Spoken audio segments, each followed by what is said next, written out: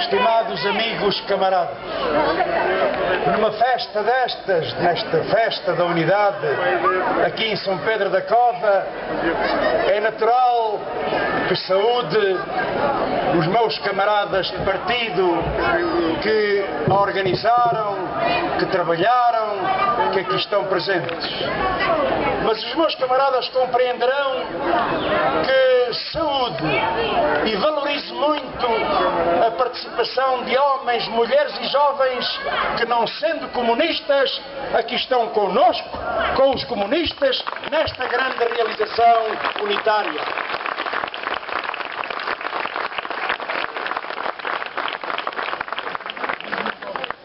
E esta saudação é extensível a toda a população laboriosa de São Pedro da Cova. É uma festa importante no plano político, no plano social, no plano até financeiro. Que bom que é poder dizer-vos, camaradas, que quando viemos aqui inaugurar o santo trabalho do partido aqui em São Pedro da Cova, os camaradas garantiam à direção do partido que não era preciso esperar muito tempo para pagar o adiantamento que foi feito na construção do centro de trabalho. Quero dizer-vos, camaradas, que as contas estão saldadas com o Comitê Central, com a direção do partido, muito antes do compromisso assumido por esta população, pelos camaradas, pela organização do partido de São Pedro da Cova.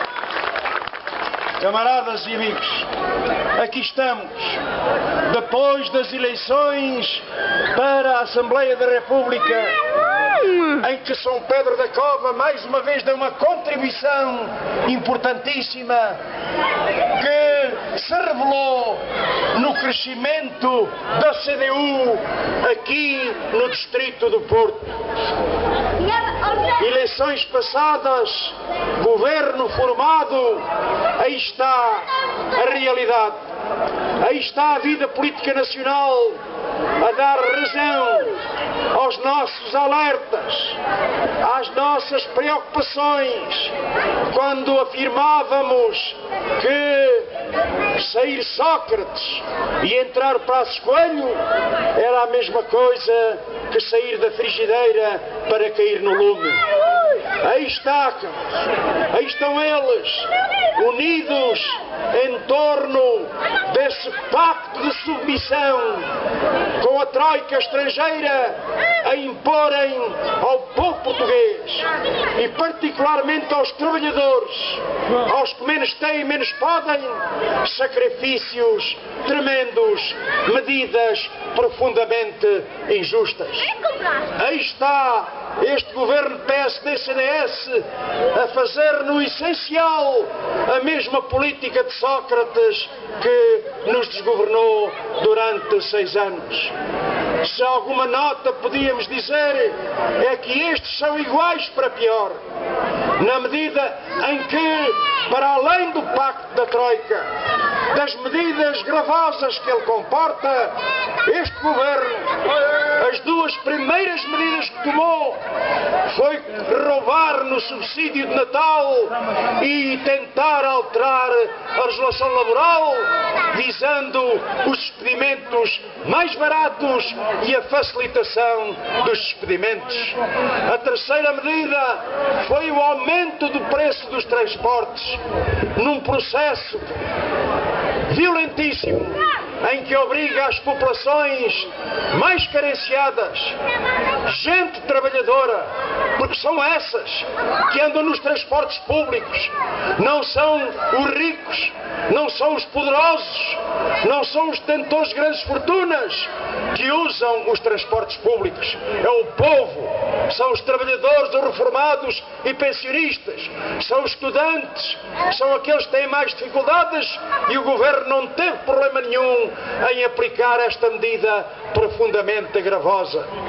Aí estão eles, com o seu orçamento retificativo, com as suas medidas visando a privatização do que resta em termos de património público empresarial, a demonstrar que este governo, tal como os anteriores, fez uma opção de fundo, posto do lado dos mais poderosos, dos donos das grandes fortunas, do lado dos banqueiros, do lado dos grandes grupos económicos, contra os trabalhadores, contra o povo, levando a que o nosso país hoje seja um país mais injusto, mais desigual, mais dependente, mais endividado, embora com o empobrecimento de centenas de milhares de portugueses, vemos os ricos cada vez mais ricos e gente que não era pobre a ser atirada para a pobreza devido a esta política de direita. Vem agora, camaradas, tentar limpar a face com o chamado plano de emergência para acudir aos pobres, dizem eles. É preciso ser cínico. Eles que roubaram no 13º mês, que congelam os salários e as pensões, que aumentam os transportes, que querem aumentar o preço dos medicamentos, que querem aumentar as taxas moderadoras, roubam o pão para vir agora dar uma migalha para ver se iludem o povo. É evidente, camaradas e amigos, que um pobre precisa sempre de ajuda e recebe sempre essa ajuda. Mas um pobre, aquele que está na pobreza, no desemprego, não quer esmolas, quer é ter a dignidade de sair da pobreza, ser um cidadão como outro qualquer, não permitindo a perpetuação dessa situação de pobreza.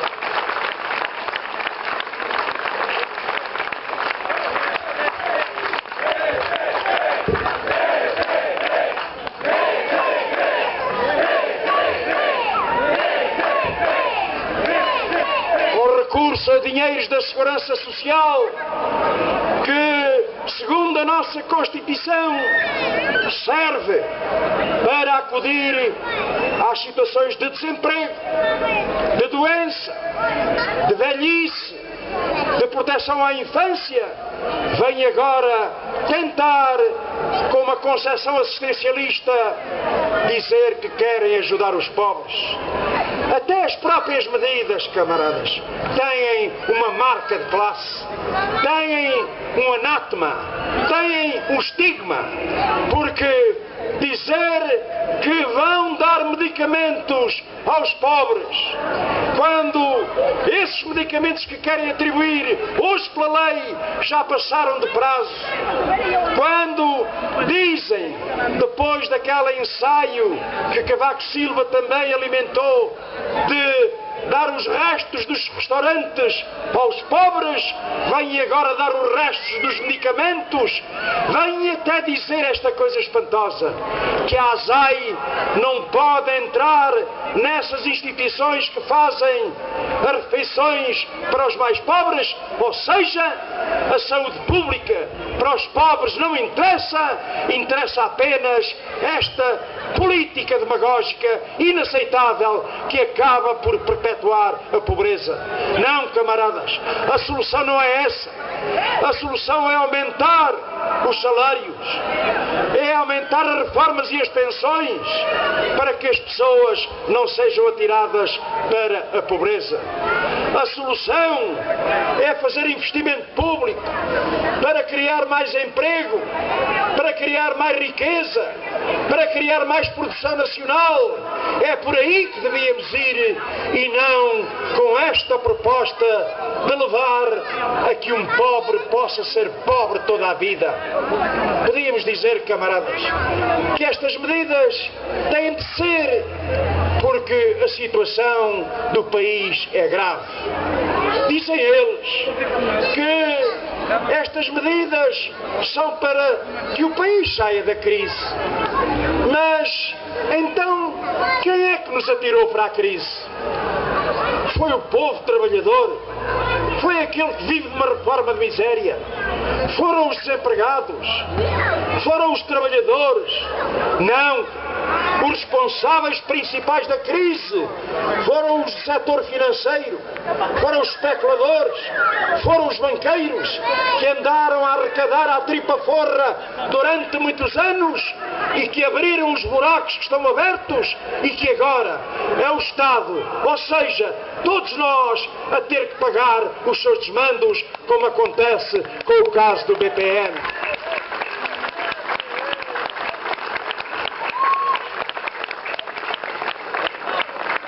Dizem eles que essa tal ajuda à banca, aos banqueiros, é para impedir que as coisas agravem. A tal tranche, o tal empréstimo que eles tanto referiram, 12 mil milhões, vai já direitinho para os banqueiros. E mais 35 mil milhões de euros são para garantir estabilidade a esse setor financeiro. Estão muito preocupados com os banqueiros. Não se preocupam com os dramas sociais que resultam da sua própria política. E é por isso que nós dizemos que esta política é inaceitável, que o país vai andar para trás inevitavelmente, que as injustiças vão aumentar, que a pobreza vai aumentar se não houver uma mudança de rumo da política nacional.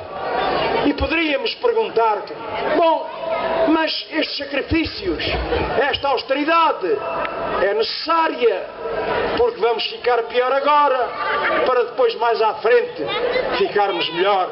É falso, camaradas.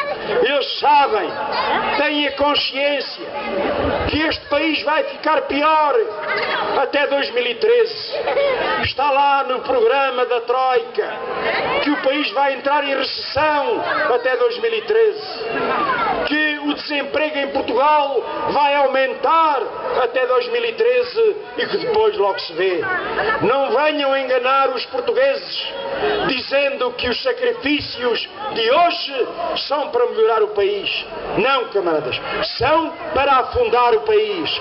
É natural que salvem os banqueiros, é natural que salvem as grandes fortunas, mas atiram o país para o retrocesso, atiram com os trabalhadores para situações inaceitáveis e particularmente para os mais jovens, as novas gerações.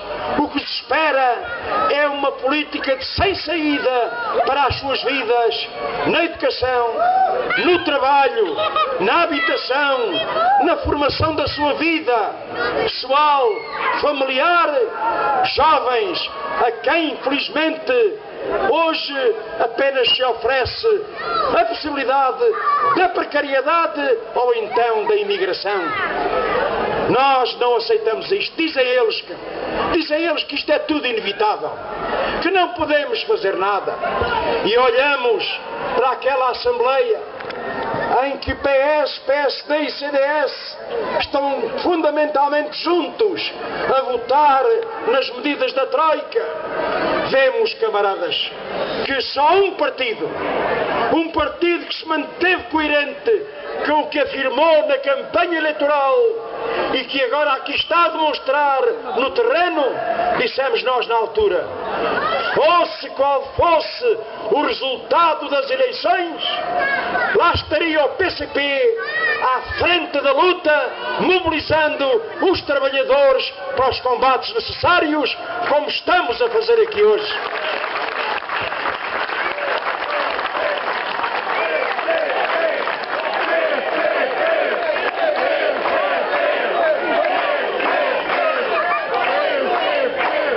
Sim, camaradas e amigos, nós sabemos que é uma situação difícil, que eles têm muita força, que eles têm muitos votos, é verdade, mas nós devemos considerar que se resistirmos e lutarmos, isto não há de ser sempre assim.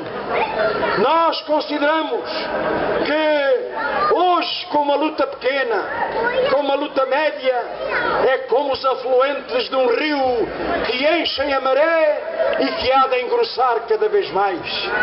Vocês têm o exemplo nesta terra de trabalho. Quanta luta não travaram e muitas vezes não teve vitórias. Quantos anos andaram a lutar por razões ambientais contra o depósito de lixo tóxico que aqui está.